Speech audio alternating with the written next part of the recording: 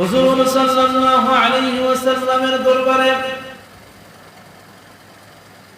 আয়েশা সিদ্দিকা রাদিয়াল্লাহু তাআলা আনহার বোন গিয়ে বলতেছে, ইয়া রাসূলুল্লাহ, ইয়া হাবিবাল্লাহ, গিয়ে বলতেছে, ইয়া রাসূলুল্লাহ, আমি তো মুসলমান হয়েছি, আমার মা তো মুশরিকা, আমার মা আমার সাথে দেখা করার জন্য আসে, আমি কি তার সাথে দেখা করব? আমি কি তার সাথে ভালো আচার ব্যবহার করব?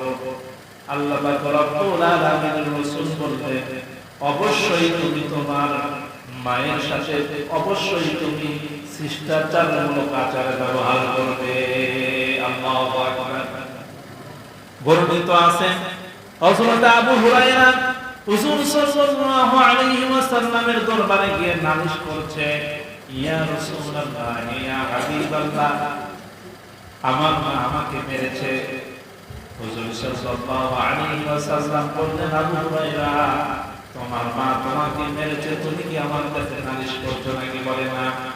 ইয়া রাসূলুল্লাহ, ইয়া হাবিবাল্লাহ, আমি আমার মায়ের জন্য নালিশ করছি না, আপনি তো রহমতের রাসূল, আপনি মাহবুব নবী, আপনি সালাসু দাওয়াতুল মুস্তাজাবাতুল লা শাক্কা ফি, আপনি দাওয়া, আপনি এমন দোয়া করেন, আপনি হচ্ছে রাসূল, আপনার দোয়া আল্লাহ তাআলা অবশ্যই কবুল করে নেবে যদি হেদায়েত আল্লাহ তাআলা দিয়ে থাকে। ইয়া রাসূলুল্লাহ, আমার মায়ের জন্য আপনি দোয়া করেন যাতে আমার মা মুসলমান হয়ে যায়।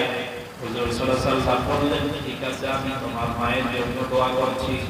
দোয়া যখন করতেছে, হযরত আবু হুরায়রা সভ্য ভদ্র সম্ভ্রান্ত একজন মানুষ, তিনি দৌড়ানো শুরু করে দিয়েছে। লোকজন বলাবলি করতেছে, আবু হুরায়রা, কি হয়েছে তোমার, তুমি কেন দৌড়াও? তোমাকে তুই কি করবে, কখনো এমন করে দৌড়াতে দেখি নাই। আবু হুরায়রা বলতেছে, ভাইজানেরা আমার, আমি রাসূলের দরবারে গিয়েছিলাম, আমার মা মুশরিকা, আমি হুজুরের দরবারে যাই বলে আমার মা আমাকে মারধর করে। আমি একটু হুজুরের কাছে গিয়েছিলাম যাতে করে হুজুর সাল্লাল্লাহু আলাইহি ওয়াসাল্লাম আমার মায়ের জন্য হেদায়েতের জন্য দোয়া করে। আমার রাসূল হেদায়েতের দোয়া করতেছে, আমার মায়ের জন্য হেদায়েতের দোয়া করতেছে। আমি দেখতে চাই আমি আগে বাড়িতে পৌঁছে যাই নাকি আমার রাসূলের দোয়া আমার ঘরে আগে পৌঁছে যায়। সুবহানাল্লাহ। হযরত আবু হুরায়রা চলে গেলেন, গিয়ে তিনি বললেন, মায়ের কথার ভিতরে কর্কট কোনো ভাষা দেখা গেল না, হেদায়েতের নূর তার কথার ভিতরে দেখা গেল। বলতেছে, বাবা, আমি গোসলখানায় আছি, আমি একটু গোসল সেরে কাপড়টা পরে তোমাকে দরজাটা খুলে দিই। মা চলে আসলেন। আবু হুরায়রা বললেন, মা, কি হয়েছে তোমার? এবার আবু হুরায়রার মা বলতেছে, বাবা, আমি তো ভুল করেছি, আমি তোমাকে না জেনে না বুঝে মারধর করেছি। তুমি কোথায় যাও? তুমি তো খারাপ কোনো জায়গায় যাও না, তুমি ভালো মানুষের দরবারে যাও।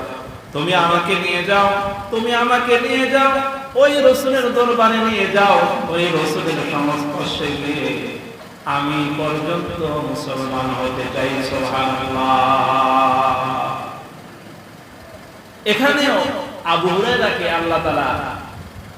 আল্লাহ পাক রব্বুল আলামিনের রাসূল শিক্ষা দিলেন যে তোমার মা মুশরিক হয়েছে, কি হয়েছে, তোমাকে মারধর করেছে, তাই বলে তুমি কি তার নালিশ করতে আসছো? পিতা মাতা যদি অমুসলিমও হয় তবুও তাদের সাথে খারাপ ব্যবহার করা যাবে। হ্যাঁ, যদি তারা এমন কোনো কথা বলে যেটা ইসলাম বিরোধী, শিরকের কাজে যদি তারা নিযুক্ত করে দেয়, এমন কোনো কাজের জন্য আহ্বান করে, তাহলে তাদের কথা শোনা যাবে না। আল্লাহ পাক বলতেছেন, ওয়া ইন জাহাদাকা আলা আন তুশরিকা বিমা লাইসা লাকা বিহি ইলম ফালা তুতি'হুমা ওয়া সাহিবহুমা ফিদ দুনিয়া মা'রুফা। যদি পিতামাতা এমন কোন কাজের দিকে বাধ্য করে, এমন কোন কাজের জন্য তোমাকে আহ্বান করে যে সম্পর্কে তোমার ইলম নাই, তুমি জানো না, শিরকের জন্য যদি আহ্বান করে, তাহলে তাদের কথা শোনা যাবে না। ওয়াসাহিবুহুমা ফিদ দুনিয়া মা'রুফা, তবে তাদের সাথে আচার ব্যবহার কিন্তু খারাপ করা যাবে না। কোন সন্তান কি হয়েছে, মুসলমান হয়েছে, মা তা এখনো মুশরিক, এমন হয় কি হয় না? নবমুসলিম হয় না, ছেলে মুসলমান হয়েছে, পিতামাতা অমুসলিম কাফের, তবুও এই পিতা এই সন্তানের দায়িত্ব কর্তব্য হলো ওই পিতামাতার সাথে সৎ আচরণ করা, দেখাশোনা করা। এই দায়িত্ব আল্লাহ পাক রব্বুল আলামিন যতদিন পর্যন্ত সে বেঁচে থাকবে, পিতামাতা বেঁচে থাকবে, তাদের সাথে সৎ আচরণ করা, ভালো আচার ব্যবহার করা, শুধু তাই নয়, তাদের জন্য হেদায়েতের জন্য দোয়া করা। কিন্তু যখন মৃত্যুবরণ করবে তখন তাদের জন্য মাগফিরাতের দোয়া করা যাবে না, নাজায়েজ।